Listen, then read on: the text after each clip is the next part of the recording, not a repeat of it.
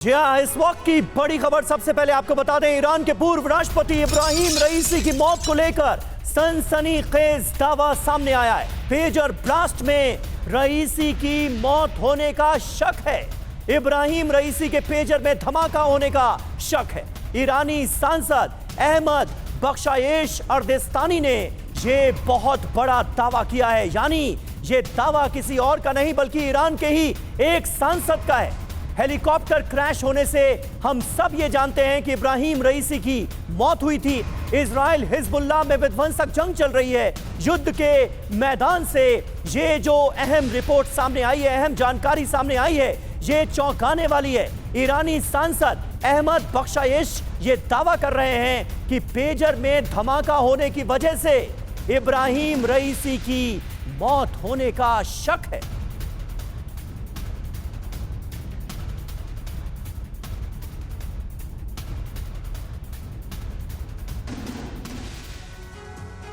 तो सवाल यह है कि क्या इब्राहिम रईसी की मौत पेजर ब्लास्ट की वजह से हुई, इसे लेकर दावा क्या है। पहले आप खबर जानिए।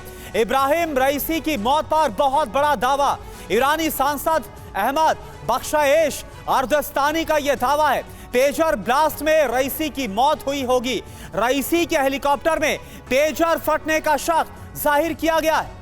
जी हाँ, इब्राहिम रईसी अपने साथ पेजर रखते थे, पता यह भी चला है और ये बात इस दावे को मजबूत करती है। लेबनान में हजारों पेजर धमाके के बाद ये दावा किया गया है। ये दावा किया क्यों गया है, आइए अब आपको ये भी बताते हैं, समझाते हैं। ग्राफिक्स जल्दी से चेंज कीजिए। पेजर बैकग्राउंड के साथ रईसी की तस्वीर दरअसल वायरल हो रही है। एक तस्वीर है जिसमें रईसी के पास पेजर भी नजर आता है। इसी वायरल तस्वीर के बाद ईरानी सांसद का ये बड़ा दावा सामने आया है। करुणा बिल्कुल समीर, और देखिए दावे में क्या है। इंटेलिजेंस और मिलिट्री सोर्सेस के हवाले से ये बात कही जा रही है। यानी इस दावे में एकदम भी साफ तौर पर नजर आता है जो दावा खुद ईरान के सांसद की तरफ से किया गया है। समीर जी हाँ, और देखिए हमारे साथ इस वक्त कुछ खास मेहमान मौजूद हैं, उनसे आपका तारुफ करा दें। मेजर जनरल संजय स्वाई साहब हमारे साथ थोड़ी देर में जुड़ेंगे। हमारे साथ इस वक्त एयर कमोडोर एसपी सिंह साहब मौजूद हैं। मैं सबसे पहले सिंह साहब आपका ही रुख करना चाहूंगा क्योंकि इब्राहिम रईसी के हेलीकॉप्टर क्रैश ने दुनिया को हैरान तो करके रख दिया था कि आखिर ये संभव कैसे हुआ, मुमकिन कैसे हुआ। ये सबको पता है कि वो भी अपने पास एक पेजर रखते थे। कई तस्वीरें उनकी वायरल हैं इसे लेकर, और अब ईरानी सांसद का ये दावा कि पेजर ब्लास्ट हुआ होगा और उसी की वजह से उनका हेलीकॉप्टर क्रैश हुआ। इस दावे में कितना दम नजर आता है? देखिए, बिल्कुल ये जांच का विषय है। मैं इस पर इस समय कुछ नहीं बोल पाऊँ कि जांच में क्या निकलेगा, लेकिन मैं आपको दो चीज़ें इससे क्लैरिफाई करता हूँ जिससे आपके दर्शकों को समझ आए कि पेजर से क्या हेलीकॉप्टर ब्लास्ट हो सकता है।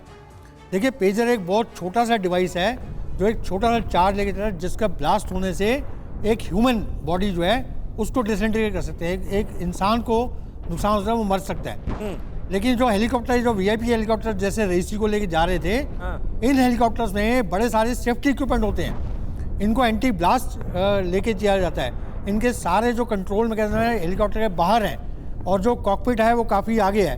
तो जहाँ पर रईसी बैठे होंगे, जहाँ पर अगर ये अंदाज़ा लगाया जा रहा है कि वहाँ ब्लास्ट हुआ होगा, तो उसके आसपास की सीटें, उसके आसपास के थोड़े से कुछ इक्विपमेंट अंदर वो नष्ट हो सकते हैं। लेकिन वो सिंह साहब, ये तस्वीरें हम दिखा रहे हैं, आप जिस वक्त हमसे बात कर रहे हैं ये तस्वीरें हम दिखा रहे हैं उसी हेलीकॉप्टर क्रैश हादसे की ये तस्वीरें हैं।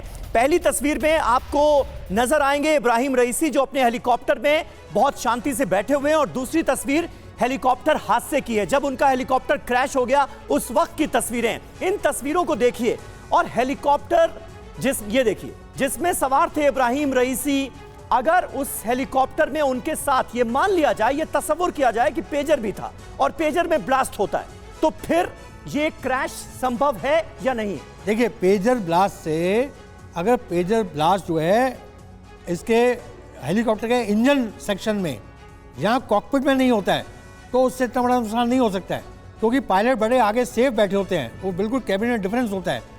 जो पीछे कैबिन में जहाँ पर वीआईपी बैठे होते हैं, जहाँ रईसी बैठे थे, वो हिस्सा क्षतिग्रस्त हो सकता है और उससे पूरे हेलीकॉप्टर के कंट्रोल सिस्टम में इफेक्ट आया, बड़ा नामुमकिन है। एक हेलीकॉप्टर को गिराने के लिए या तो एक्सटर्नल मिसाइल फायर हुई होगी या ऐसा कुछ ड्रोन अटैक हुआ होगा जिससे उसको दुर्घटना हुई होगी, उसके कंट्रोल मैकेनिज्म पे इफेक्ट हुआ होगा। खाली एक पेजर कॉकपिट के अंदर या जहाँ पर वो बैठे हैं कैबिन में, वहाँ पर प्लेजर फटने से वहाँ एक दो इंसान जो बैठे हैं उनकी जान माल को नुकसान हो सकता है, पूरा हेलीकॉप्टर ब्लास्ट हो जाए, इतना ज्यादा यानी एसपी सिंह सर, आपको इस दावे में दम नजर नहीं आता तकनीकी पहलुओं को देखा जाए जो दावा ईरानी सांसद की तरफ से किया गया।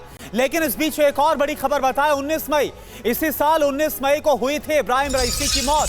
हेलीकॉप्टर क्रैश में रईसी की मौत हुई थी, अजरबैजान से लौटते वक्त मौत हुई थी। ईरानी विदेश मंत्री हुसैन अमीर की भी इस हादसे में मौत हुई थी और उस हादसे की तस्वीर आपको हम दिखा रहे हैं।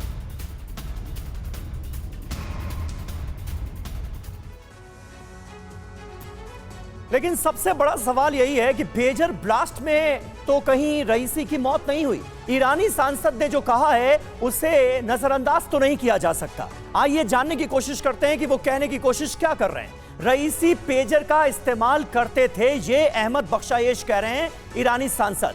रईसी का पेजर अलग हो सकता है, वो इस संभावना से इनकार नहीं कर रहे हैं कि मुमकिन है वो पेजर अलग हो। हिजबुल्लाह वाले पेजर से अलग होने की संभावना भी है, लेकिन इसी के साथ वो ये शक जता रहे हैं कि कहीं ऐसा तो नहीं कि पेजर ब्लास्ट हो गया और हेलीकॉप्टर क्रैश हो गया। बिल्कुल, हेलीकॉप्टर क्रैश की वजह पेजर ब्लास्ट हो सकता है, ये ईरानी सांसद की तरफ से दावा। हेलीकॉप्टर क्रैश की संभावित वजहों की हालांकि अभी जांच जारी है।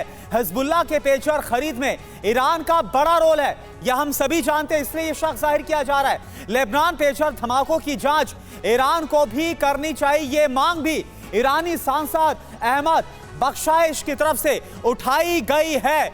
एसपी सिंह सर, सवाल यह भी है, एक तरफ आपने कहा कि अगर पेजर धमाका हुआ भी मान लिया जाए, लेकिन तब भी इसके चांसेस आपको बहुत कम नजर आते हैं कि इससे पूरे हेलीकॉप्टर को कोई नुकसान पहुंचा। लेकिन जो दावा ईरानी सांसद कर रहे हैं, क्या इस दावे के तहत वो एक तरह से इजराइल को घेरने की, इजराइल पर पूरा दोष मढ़ने की कोशिश कर रहे हैं क्या?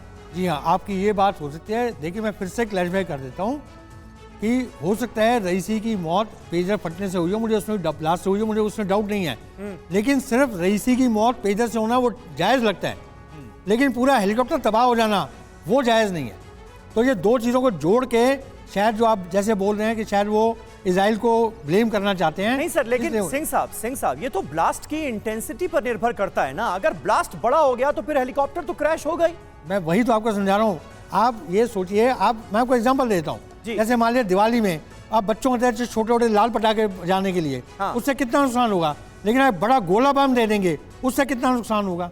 तो ये आप समझिए कि ये जो पेजर है। सर, आपने तस्वीरें देखी, लेबनान से जो तस्वीरें सामने आई हैं वो आपने देखी क्या? कई कारें जो हैं वो आग का गोला बन गई और शक ये जताया गया कि जो पेजर लेकर कोई भी शख्स कार में बैठा हुआ था, उसके पेजर में ब्लास्ट हुआ और पूरी कार आग का गोला बन गई।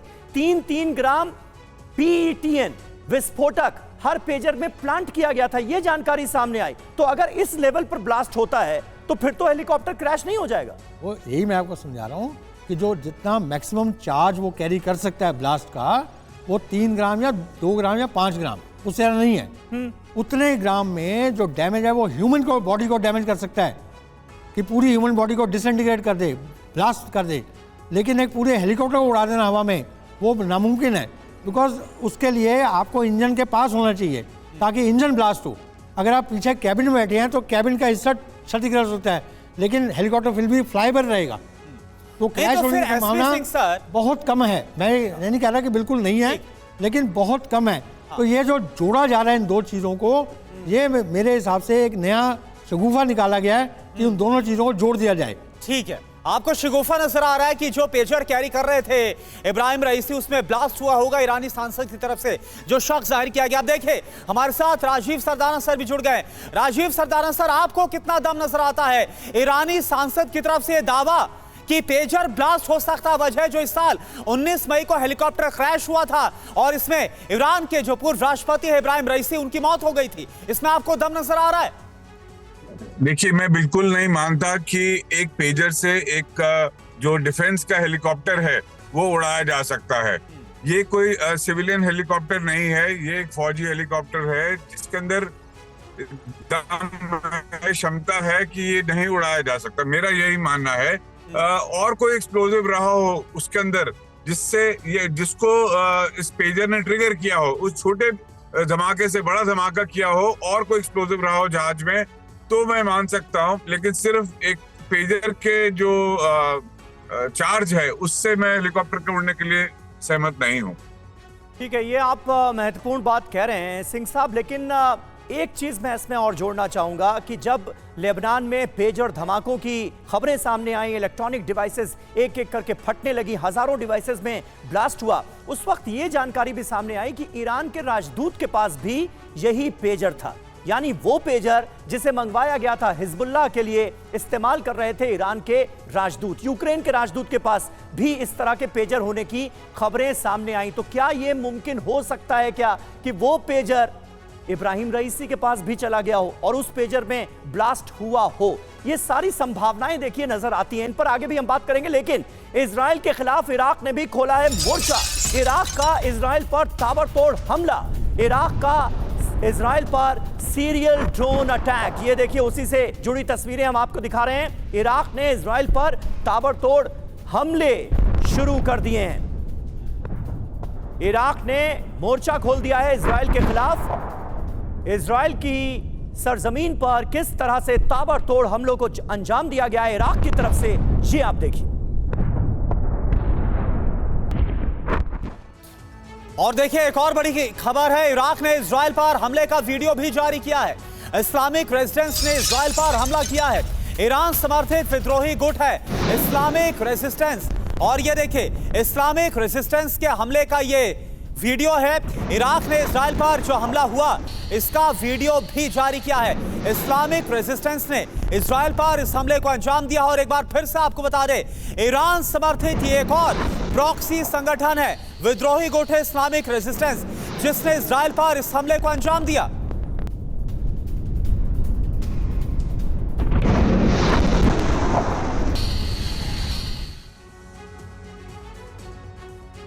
तो सीधे सीधे इजराइल हमास जंग में इराक के इन्वॉल्वमेंट के सबूत मिल रहे हैं। हिजबुल्लाह के बाद इराक का हमला, इजराइल पर ताबड़तोड़ अटैक, इजराइल पर ड्रोन से किया गया है हमला। इस्लामिक रेजिस्टेंस ऑफ इराक ने ये अटैक अंजाम दिए और हमले के बाद बाकायदा इसका वीडियो भी जारी किया गया। बिल्कुल, और देखिए बड़ा सवाल यहां पर यह उठता है कि क्या यह अटैक की रणनीति का हिस्सा है, पहले हिजबुल्ला और फिर इराक की तरफ से जिस हमले को अंजाम दिया गया, यह सवाल उठना लाजमी है। और हमारे साथ संजय सॉय साहब इस वक्त जुड़ चुके हैं स्टूडियो में। संजय सॉय साहब, इराक की इन्वॉल्वमेंट इस कदर कि इजराइल पर बाकायदा हमला किया जा रहा है, कैसे आप देखते हैं? ईरान अपने प्रॉक्सीज के जरिए इजराइल के लिए मुश्किल तो बना ही हुआ है, अब इराक का डायरेक्ट इन्वॉल्वमेंट। बिल्कुल समीर, ये देखा जाए तो युद्ध किस प्रकार से फैलता जा रहा है। पहले खाली इजराइल हमास और बाकी हिजबुल्ला और हूती के साथ छोटे मोटे हमले हो रहे थे, लेकिन अभी हिजबुल्ला के साथ अभी इजराइल का फोकस हिजबुल्ला की तरफ शिफ्ट हुआ है। और जिस प्रकार से वो पेजर के द्वारा अटैक किया और एक एम्बैरेसिंग सिचुएशन हुई है, उसको देखते जो इराक से हमला है ये वाकई में एक नया डायमेंशन जोड़ते हैं। क्योंकि अभी तक इराक में छोटे मोटे हमले कभी कभी कोशिश करते थे, लेकिन उससे पहले प्रीएम्प्ट करके इजराइल उनको नाकाम कर देता था। लेकिन इजराइल के लिए यहाँ मुश्किलात ज़रूर बढ़ेंगी, लेकिन ये देखा जाए कि क्या उनके पास कितनी शक्ति है। आज उनके पास सिर्फ रॉकेट, मिसाइल्स और छोटे, यानी संजय सोई सर, बहुत संक्षेप में ये युद्ध रीजनल वॉर में तो कन्वर्ट होता हुआ नजर आ रहा है ना अब? बिल्कुल, ये पूरे अभी देख रहे हैं कि मिडिल ईस्ट पूरा धीरे धीरे आग की जद में आता जा रहा है, युद्ध फैलता जा रहा है। और ये बहुत बड़ा खतरा पूरी मेरे हिसाब से विश्व शांति के लिए भी हो सकता है, क्योंकि एक के बाद एक जिस प्रकार से देशों की एंट्री हो रही है, विश्व युद्ध के लिए और क्या चाहिए। एक तरफ से रशिया यूक्रेन, बिल्कुल संजय सोई सर, इसी बात का खतरा था और ये ना हो इसकी कोशिश अमेरिका कर रहा था, लेकिन ये होता हुआ नजर आ रहा है क्योंकि इराक से भी हमला बोल दिया गया है। इजराइल की सरजमी पर एक और बड़ी खबर है हमले को लेकर। हाइफा में अटैक का एक और वीडियो सामने आया है। इजराइल पर देखिए, उत्तरी इजराइल पर एक और बड़ा हमला हिजबुल्लाह ने जारी किया है। इस हमले का वीडियो ये देखिए, तो एक तरफ हमास, दूसरी तरफ हिजबुल्लाह बड़े हमलों को अंजाम दे रहा है।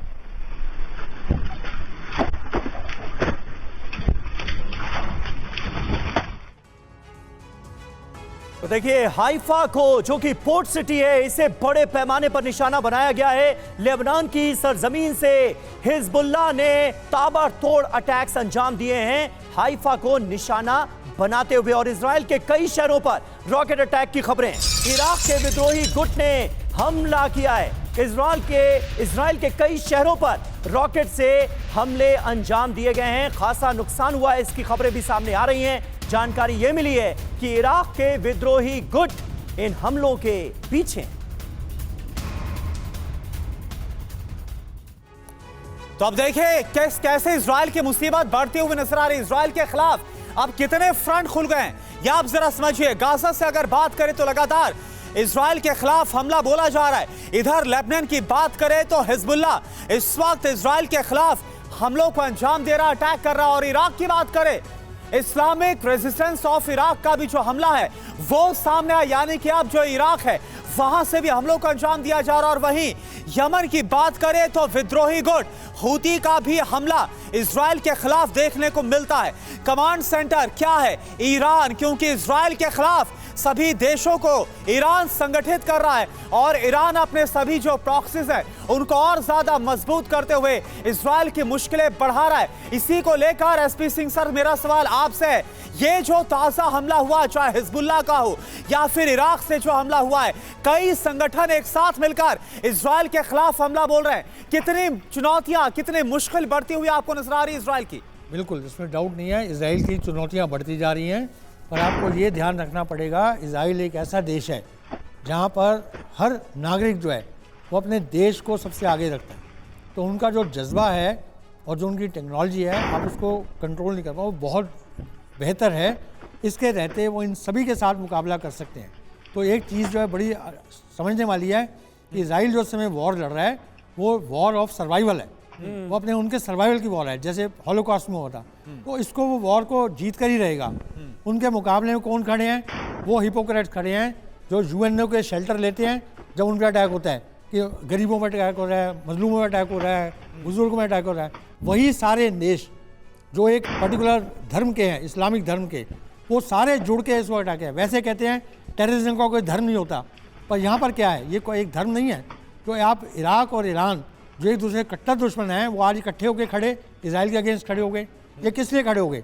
इस समय यूएन कहाँ पर है? यूएन सो रहा है। जो थोड़े दिन पहले यूएन लेक्चर दे रहा था, इजराइल को कंट्रोल करना चाहिए, इजराइल को कुछ शांति वार्ता करनी चाहिए, वो यूएन में इस्लामिक मुल्कों का आपने जिक्र किया। इस्लामिक मुल्कों का भी रुख तो बटा हुआ है। सऊदी अरब का स्टैंड कुछ और है, कतर का स्टैंड कुछ और है, यहाँ पर तो जॉर्डन का स्टैंड कुछ और है। अब बताइए, मेरा कहना मतलब ईरान, इराक मिलकर और साथ ही साथ ईरान के तमाम प्रॉक्सीज मिलकर इजराइल के लिए मुश्किलें पैदा कर रही है, तो ऐसा लगता है? नहीं समीर, इसको प्लीज अंडरस्टैंड करिए जी। अगर 57 इस्लामिक देश हैं, हाँ, उनमें से 6 जुड़ जाते हैं, क्योंकि वो धर्म के आधार पर, उनका किसी को कोई इजराइल से डायरेक्ट लेना देनी है। पर हिजबुल्लाह जो आ गया, हमास आ गया, हूती आ गया, अब आप इराक भी ले आए, ईरान भी ले आए, तो ये सब क्या है? एक पर्टिकुलर उसको फॉलो करने वाले लोग हैं ना। तो ये सब एक कारण से जुड़े। उनका कॉमन कारण क्या है? कॉमन कारण उनका है इस्लामिक, उसको प्रमोट करना। नहीं तो क्यों जुड़े हैं? चाहे 57 में से 6 जुड़े हैं, लेकिन 6 के जुड़ने का उनका कारण कुछ और नहीं है। उनका कारण कोई शांति दूत नहीं है, उनका कारण कोई ऐसा नहीं है कि हम कोई शांति चाहते हैं। वो एक पर्टिकुलर जो थॉट है उसको प्रमोट करना चाहते हैं, उसके कारण वो इजराइल के अगेंस्ट खड़े। तो ये इस समय यूएनओ, मेरा क्वेश्चन ये है कि यूएनओ कहाँ पर है इस समय? जो यूएनओ बड़ी बड़ी बातें बोल के पैलेस्टीन को आप मत मारिए, पैलेस्टीन को निकलने दीजिए, उनको। लेकिन देशों का अगर जहां तक सवाल है, लेबनान, इराक और ईरान, अब भाई हमास, हूती, हिजबुल्लाह, ये तो ईरान के ही प्रॉक्सी हो गए ना। मैं ये जानना चाह रहा हूं कि इजराइल के खिलाफ पूरी तरह से कौन से देश अब तक सामने आए? मतलब इस्लामिक देशों में भी एकजुटता तो नजर नहीं आ रही है। इराक आ गया ना सामने। हाँ। ऐसे यही तो कह रहा हूँ, यही मैं आपको समझा रहा हूँ। ठीक है, 3 देश किस लेवल तक कितने लोग आएंगे, किसकी प्रॉक्सी है, ये अकेले इजराइल के पीछे क्यों पड़े हैं, क्यों नहीं शांति के साथ जीना चाहते? ठीक है। एक खबर इस वक्त लेने जा रहे हैं। इजराइल के नाजरेत शहर पर गिरा हिजबुल्लाह का रॉकेट हमले में कई पेड़ों में लगी आग। हमले के बाद नाजरेत में मची अफरा तफरी। ये देखिए एक और अहम खबर, नाजरेत शहर से रॉकेट हमले में कई पेड़ों में आग लग गई है। ये तस्वीरें आपको दिखा रहे हैं और आग कितनी भयानक है, भयावह है, आप इन तस्वीरों को देखकर इसका अंदाजा लगा सकते हैं।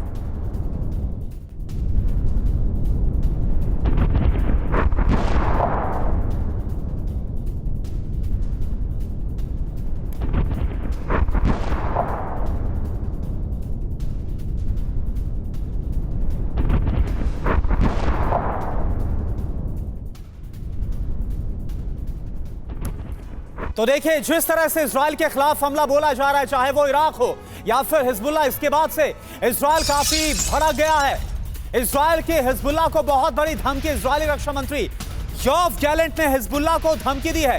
हिजबुल्लाह पर विध्वंसक हमले होते रहेंगे, हिजबुल्लाह के खात्मे तक ये हमले जारी रहेंगे। यानी इजराइल ने ठान लिया है कि जब तक हिजबुल्लाह का खात्मा नहीं हो जाता तब तक हमले रुकने वाले नहीं। आइए अब आपको बताते हैं कि हिजबुल्लाह के हमले के बाद इजराइल के रक्षा मंत्री योव गैलेंट ने धमकी देते हुए क्या कहा है। इजराइल बहुत बड़ा बदला लेगा, हिजबुल्लाह के अंत तक ये हमले यूं ही चलते रहेंगे, ये साफ कहा गया। इसके अलावा हिजबुल्लाह को अंजाम भुगतना होगा, हिजबुल्लाह के ठिकानों पर हमले और ज्यादा बढ़ेंगे। लेबनानी आतंकी समूह के लिए सबसे बुरा दौर है ये। नॉर्थ इजराइल के लोगों के सुरक्षित होने तक हमले होंगे, विस्थापित लोगों को वापस लाना इस वक्त प्राथमिकता है। सवाल यह है कि अब आगे क्या होने वाला है, धमकी का क्या मतलब निकालें। लेबनान पर बड़े हमले की तैयारी है, हिजबुल्लाह पर किसी भी वक्त बड़ा हमला हो सकता है। इजरायली बॉर्डर पर फाइटर जेट्स तैनात कर दिए गए। संजय सोइसर, इजराइल के रक्षा मंत्री योव गैलेंट की धमकी, इससे आप क्या मतलब निकाल पा रहे हैं और हालात और कितने ज्यादा भयावह और खराब होते हुए आपको नजर आ रहे हैं? बिल्कुल करुणा, इस समय में जो सिचुएशन है, आप देखिए 7 अक्टूबर के बाद से इजराइल का मेन फोकस गाज़ा था, लेकिन अब जो उनका फोकस है और जो ध्यान है अभी गाज़ा से हटकर हिजबुल्लाह की तरफ आ गया। अभी तक दोनों में अक्टूबर के बाद से बम्बार्डमेंट चलता रहता था, रॉकेट फायर होते रहते थे, लेकिन अभी जो वॉल्यूम है देखा जाए पिछले 1 महीने से बहुत ज़्यादा बढ़ गया है। दोनों तरफ से ज़्यादा मारामारी हो रही है और एक नेक्स्ट लेवल की जो वॉर चली है वो पेजर अटैक के दौरान जो बीप हमला आप लोग बता रहे थे, उसके बाद से एक नेक्स्ट लेवल ऑफ हमला हो गए हैं। और अभी इजराइल मेरे हिसाब से वो तैयारियां कर रहा है पूरी तरह से आगे बढ़ने की कि फुल फ्लैज अटैक किया जाए। आज आप देखिए कि 2 डिफरेंस है दोनों के हमलों में। इजराइल करता है पिन पॉइंट अटैक और हिजबुल्लाह का वॉल्यूम अटैक, भारी संख्या में हमला, भारी संख्या में रॉकेट फायर किए जाते हैं। और इजराइल ने अपने संजय सोइसर का ऐसा ही हश्र तो हम नहीं देखेंगे जो हश्र हमने देखा गाजा में, पूरा फ्लैटन कर दिया गया। बेरूत में अभी हाल ही में 2 दिन पहले बमबारी की गई जहां 5 बच्चे भी मरे थे, तो कुछ वैसी फ्लैटन करने की ठान तो नहीं रखी, जमींदोज कर दिया जाए? नहीं, बिल्कुल इजराइल की जो फिलॉसफी यही रहती है कि हमला करने से पहले, क्योंकि उनके ग्राउंड ट्रूप्स जाएंगे तो जहाँ से छुप के वो फायर कर सकते हैं। हिजबुल्लाह की ताकत काफ़ी बड़ी है और उनकी सेना फाइटर्स भी काफ़ी ट्रेंड हैं और उनके पास काफ़ी बड़ी संख्या में रॉकेट है। तो पहले पूरा ज़मींदोज करके जहाँ जहाँ रॉकेट लॉन्चर साइट्स हैं, हम देखें कल से वो लगातार इजराइल उन pin point rocket launcher sites पर बम्बार्डमेंट कर रहा है। एक तरफ उनके लर्निंग कैपेसिटी को ख़त्म करना, उनके कम्युनिकेशन को पहले ख़त्म कर दिया काफ़ी संख्या में, और फिर जहां बिल्डिंगों को ज़मींदोज करके धीरे धीरे उनके टैंक्स और इन्फेंट्री आगे बढ़ने का उनका प्लान रहेगा। इस प्रकार से वो करने की कोशिश करेंगे जी बिल्कुल। और देखिए, इस बीच हिजबुल्लाह ने कल हुए हमले का एक और वीडियो जारी किया है। हिजबुल्लाह ने फादी 1 और फादी 2 रॉकेट से इन हमलों को अंजाम दिया था। हिजबुल्लाह ने 100 से ज्यादा रॉकेट से ये प्रहार किया इजराइल के ऊपर।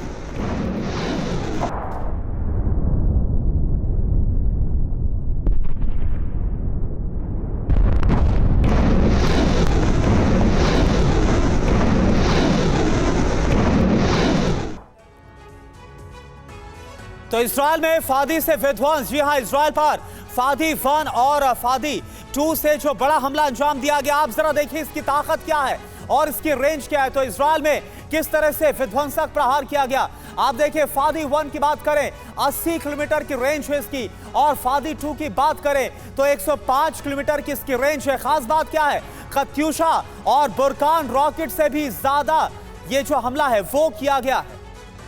जी हां, तो फादी 1, फादी 2 का खास तौर पर इस्तेमाल किया गया है, लेकिन कत्यूशा और बुरकान रॉकेट का भी इस्तेमाल किया गया है। इजराइल को दहलाने की कोशिश किस तरह से की गई है, ये ना सिर्फ बताया गया है बल्कि वीडियोस जारी करके बाकायदा इसकी जिम्मेदारी भी ली जा रही है। सरदाना साहब, किस तरह से आप देखते हैं ईरान की अपने प्रॉक्सीज के जरिए, लेबनान के जरिए ये स्ट्रैटेजी इजराइल के खिलाफ? देखिए, इजराइल के खिलाफ हमस ने 1200 लोगों को मारा, बदले में 40,000 मारे गए हमस के। सेम चीज, सेम गलती अब दोबारा की जा रही है कि इजराइल को घेरने की कोशिश की जा रही है। लेकिन इजराइल की जो शक्ति है, ये जितना अटैक करेंगे उतना ही ज़्यादा फंसेंगे और उतना ही ज़्यादा मरेंगे। अपने ही लोगों को ये बर्बाद करने के लिए इजराइल से ये बढ़ावा कर रहे हैं, टेंशन्स को एस्केलेट कर रहे हैं। ठीक है, बिल्कुल बिल्कुल सरदाना सर, तो और ज्यादा जो टेंशन है वो एस्केलेट होती नजर आ रही है। हिजबुल्लाह जितना हमला करेगा उतना ही ज्यादा इजराइल भड़केगा और भी बड़े हमलों का अंजाम देगा। एक और बड़ी खबर, रमत डेविड एयरबेस पर हमले का एक और वीडियो आपको दिखाते हैं।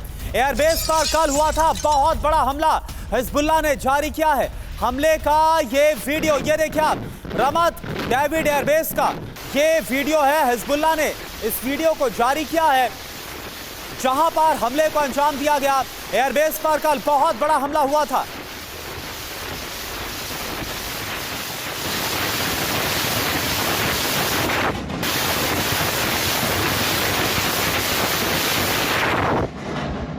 आदेश!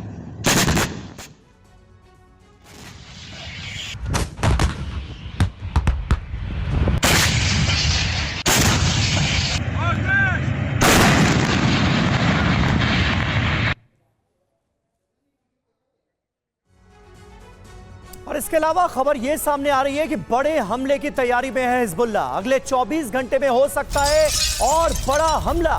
इजराइल के रक्षा अधिकारियों ने खुद इसकी आशंका जताई है, यानी अभी लेबनान की तरफ से हिजबुल्लाह के हमले रुकने वाले नहीं हैं। अगले 24 घंटे में और बड़े हमलों की जा रही है तैयारी।